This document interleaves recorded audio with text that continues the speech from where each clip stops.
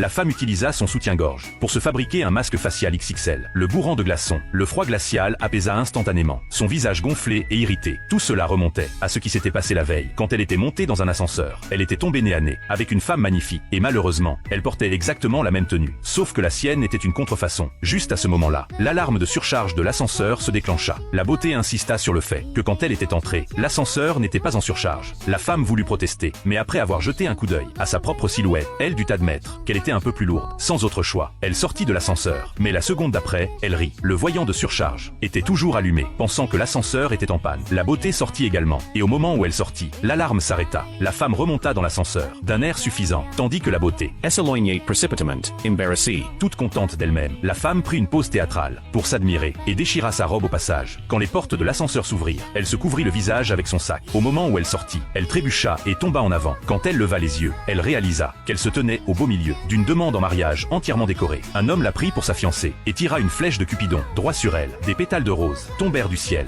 Avant qu'elle ne puisse réagir, la foule autour d'elle s'était déjà refermée sur elle. Le problème, c'est qu'elle était allergique aux pétales de fleurs. Entre-temps, la cravate de l'homme fut accidentellement arrachée et il fut soudainement tiré vers elle par un câble de harnais. Le personnel qui contrôlait le câble perdit prise et l'homme passa devant elle à toute vitesse. Au lieu de s'arrêter, il s'avéra que la demande en mariage était destinée à la beauté de l'ascenseur. La femme avait involontairement tout gâché. Au final, l'homme se blessa à la hanche et fut envoyé à l'hôpital. La femme le suivit là-bas, le visage terriblement gonflé par la réaction allergique. Elle exigea une compensation de l'homme, mais il insista sur le fait qu'elle avait ruiné sa demande en mariage et refusa de lui payer le moindre centime. Pendant leur dispute, son portefeuille tomba accidentellement par la fenêtre. Tous les deux se penchèrent pour regarder. Malheureusement, Leurs vêtements s'en mêlèrent, et pour couronner le tout, la petite amie de l'homme entra à cet instant précis.